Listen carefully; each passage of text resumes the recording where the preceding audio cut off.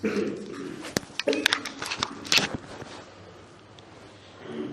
اللہ الرحمن الرحیم نحمده ونصلي ونسلم على رسوله الكريم اما بعد قال النبي صلى الله عليه وسلم من لبس ثوبا جديدا وقال الحمد لله الذي كساني ما أواري به عورتي وأتجمل به في حياتي ثم عمد إلى ثوب خلق فتصدق به كان في كنف الله وفي حفظ الله وفي ستر الله حيا وميتا او كما قال عليه الصلاة والسلام۔ حضور نبی کریم صلی اللہ علیہ وسلم نے ارشاد فرمایا کہ جو بندہ نیا کپڑا پہنے اور یہ دعا مانگے اور یہ کلمات کہے الحمدللہ الذی کسانی ما اواری به عورتی واتجمل به فی حیاتی، تمام تعریف اس اللہ کے لیے ہے جس نے مجھے وہ چیز پہنا دی جس سے میں اپنا جسم ڈھانپتا ہوں اور اپنی زندگی میں خوبصورتی حاصل کرتا ہوں، اور پھر جو پرانا کپڑا ہے اس کو لے کر صدقہ کر دے تو یہ بندہ اللہ کی سائے میں ہے، اللہ کی حفاظت میں ہوگا اور اللہ کے پردے میں ہوگا، زندہ رہے تب بھی، فوت ہو جائے تب بھی۔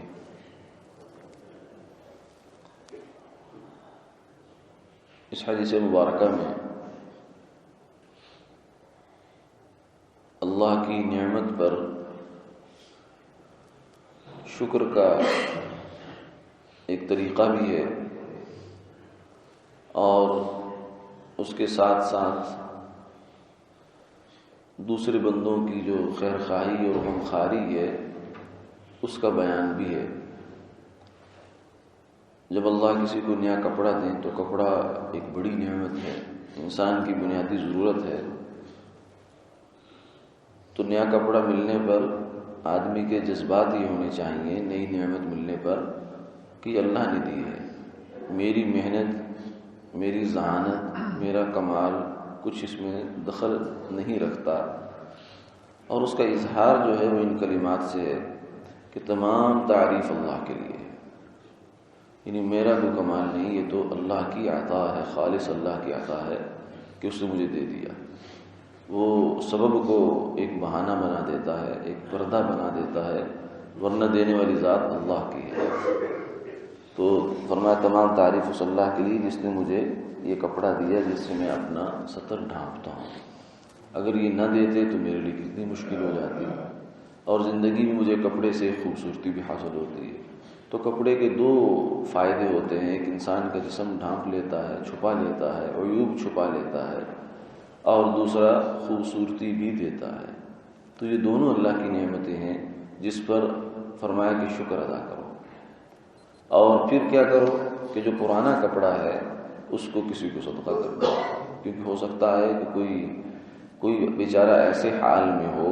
کہ تمہارا پرانا بھی اس کے لیے نیا ہو اور اس کے لیے وہ بڑی جو ہے خوشی کی چیز بن جائے اور اس کے دل سے تمہارے لیے دعا نکل جائے تو آپ کا کام بن جائے۔